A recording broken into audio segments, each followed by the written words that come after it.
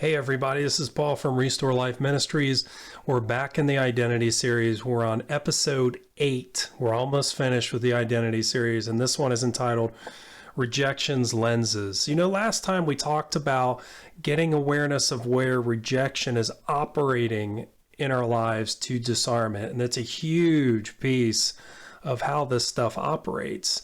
Now we're going to turn to the lenses that flow out of that rejection. Remember, I said it's kind of like binoculars, and rejection is the housing, the case of the binoculars, and then we have these lenses that we put in there, and we can have multiple ones that flow out of that rejection.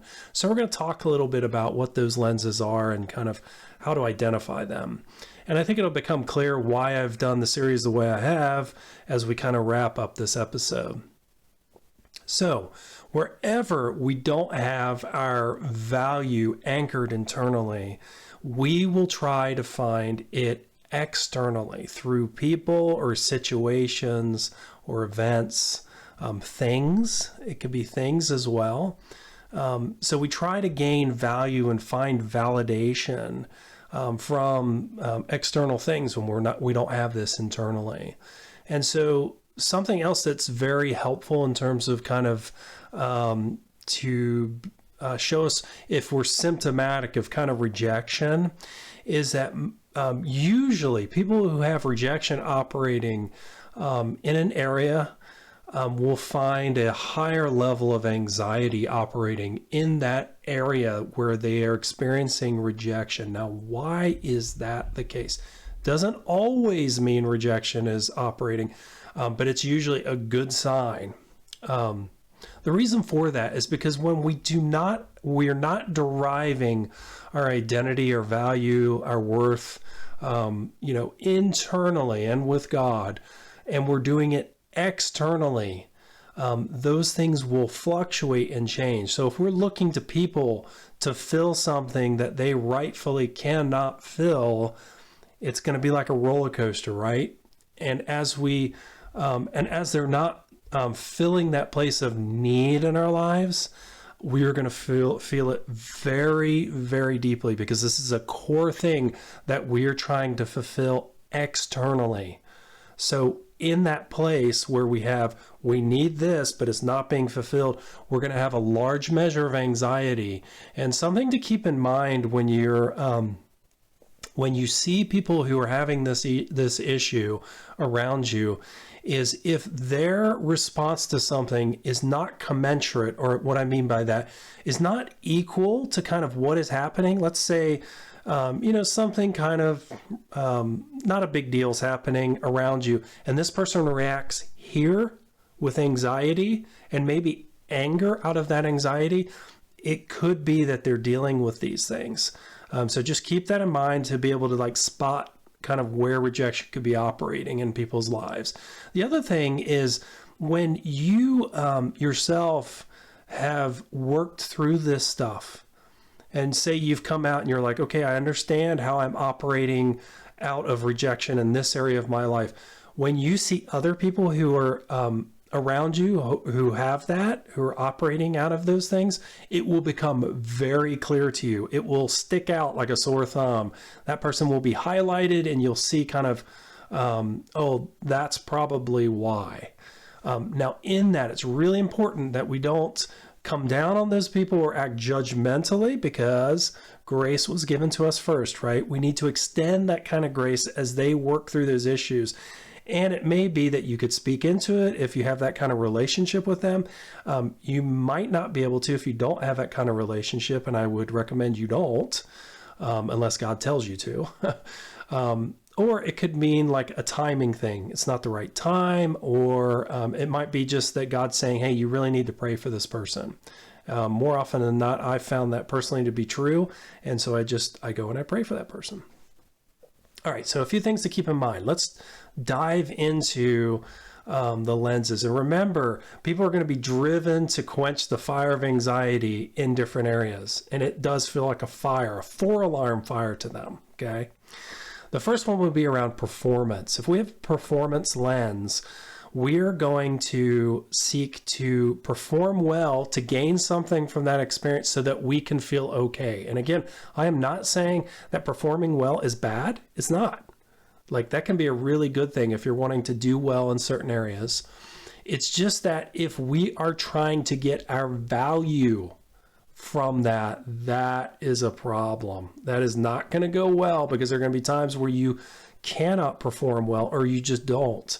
And then what do you do? And so that might have come out of like, okay, I'm feeling rejected, but I have found I can do really well in this area, and I get positive strokes, you know, when I perform well in that area, and then it just builds from there. And so we're not really dealing with the rejection that underlies that performance piece. And over time, that works well for a short period of time, but over time, that's not going to work. That's not a long-term solution. What worked in the morning is not going to work in the evening. So, yeah, so that's another reason why rejection is so tricky, because a lot of people will go to the symptomatic kind of stuff like, gosh, you know, it just feels so driven to performance in these areas. And I can tell it's causing me issues, but they don't really understand that it's coming out of a place of rejection within them. All right, second one, being right, like knowing the right information, winning conversations. Like, you could be in a conversation with somebody and you feel the need to be right and to usurp, and also to make sure that you're kind of on this level with this person. I've got all the right information. I'm right. So being right can definitely be a lens. Like, that makes you feel okay. If somebody's able to best you in that area, things don't feel okay for you. Needing love, just a tragic area with people who are trying to find love outside of that relationship with God, and knowing that, oh, he really does love me. And they might seek to find that love anywhere, and they might be sleeping around with tons of people, you know, people who don't have their best interest in mind at all, being in abusive relationships. There's kind of a self-fulfilling kind of thing around that, which is a hard dynamic. Tragic kind of lens, and you'll see that operating. There's a way out of that. Needing affirmation. Have you ever been around somebody who constantly needs affirmation around who they are, what they're doing?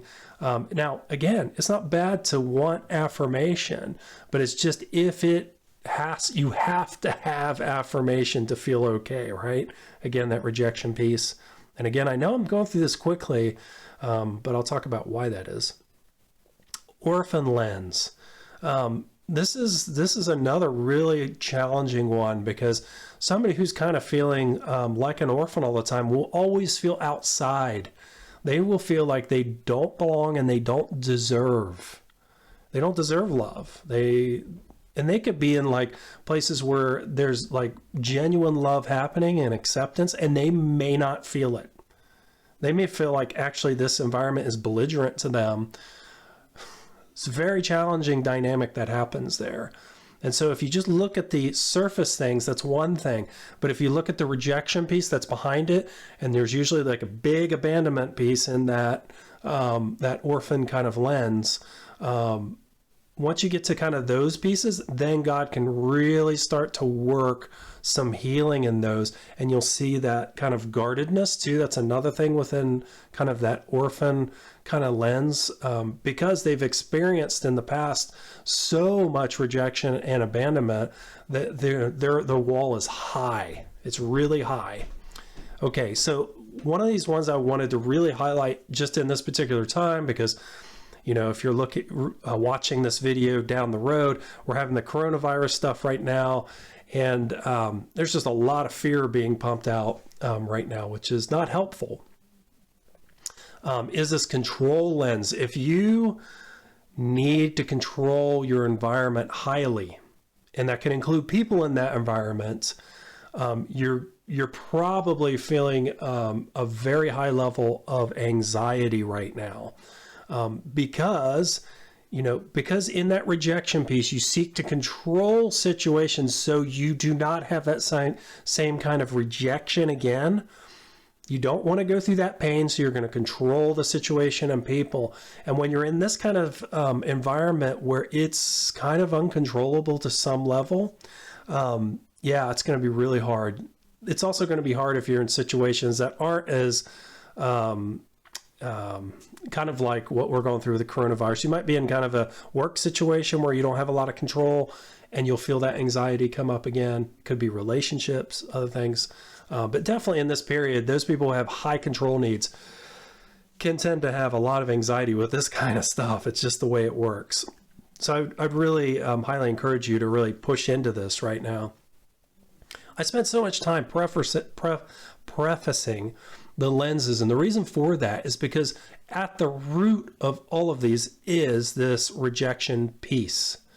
And if you and God partner together on that rejection pieces, like I've been telling you, homework, go back, invite him in to show you places, events, and people where rejection has come into your life, and you carried that with you, you will find that these other things start to fall away from you as you do that. So that's why I'm spending such little time on lenses, but it's really helpful because it can kind of diagnose, oh, rejection actually is behind this. This is why I'm struggling on it. Because if you just focus, no pun intended, on the lenses and not really the case that's holding them, it's just going to pop up again and again, and you're going to get frustrated. So that's why I've been focusing on rejection so much. And identity.